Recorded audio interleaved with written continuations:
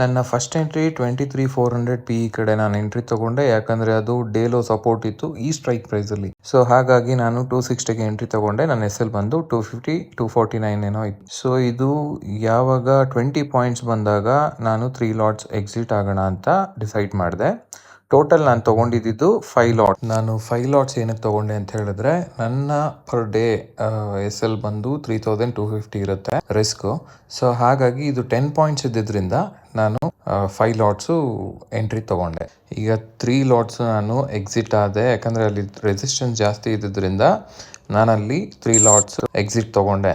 ಮತ್ತೆ ಇನ್ನು 2 ಲಾಟ್ಸ್ ಏನಿತ್ತು ಅದು ಕಾಸ್ಟ್ SL ಇಟ್ಬಿಟ್ಟು ವೆಯ್ಟ್ ಮಾಡ್ತಾ ಇದ್ದು. ಇನ್ನು 2 ಲಾಟ್ಸ್ ಕಾಸ್ಟ್ ಇಟ್ಟಿದ್ದೆ. ಸೊ ಟ್ರೈಲಿಂಗ್ SL ಟ್ರಿಗರ್ ಆಯ್ತು. ಫಸ್ಟ್ ಟ್ರೇಡ್ ಅಲ್ಲಿ ನಾನು ಬುಕ್ ಮಾಡ್ಕೊಂಡಿದ್ದ profit 3,194 rupees. Second entry 22,900 call side ನಾನು ಎಂಟ್ರಿ ತಗೊಂಡೆ, ಯಾಕಂದ್ರೆ ಅಲ್ಲಿ ಮೈನರ್ ಸಪೋರ್ಟ್ ಇತ್ತು, ಜೊತೆಯಲ್ಲಿ ಪುಲ್ ಬ್ಯಾಕ್ ಆಗುವಂತ ಚಾನ್ಸಸ್ ಇತ್ತು. ಸೊ ಅದೇನ್ ರಿಟ್ರೇಸ್ಮೆಂಟ್ ಇರುತ್ತೆ, ಸೊ ಅದನ್ನ ಕ್ಯಾಚ್ ಮಾಡೋಣ ಮೈನರ್ ಪಾಯಿಂಟ್ಸ್ ಅಂತ ಹೇಳಿ ನಾನು ಎಂಟ್ರಿ ತಗೊಂಡೆ. ನನ್ನ TP ನಾನು 10 ಪಾಯಿಂಟ್ಸ್ಗೆ ಇಟ್ಟಿದ್ದೆ, 131ಗೆ ಇಟ್ಬಿಟ್ಟು ವೆಯ್ಟ್ ಮಾಡ್ತಾ ಇದ್ದೆ. ಸೊ ಅಲ್ಲಿ ನನಗೆ ಟಾರ್ಗೆಟ್ ಟ್ರಿಗರ್ ಆಯ್ತು. ಸೊ ಇದ್ರಲ್ಲೂ ಕೂಡ 10 ಪಾಯಿಂಟ್ಸ್ ಕ್ಯಾಪ್ಚರ್ ಮಾಡಿದೆ.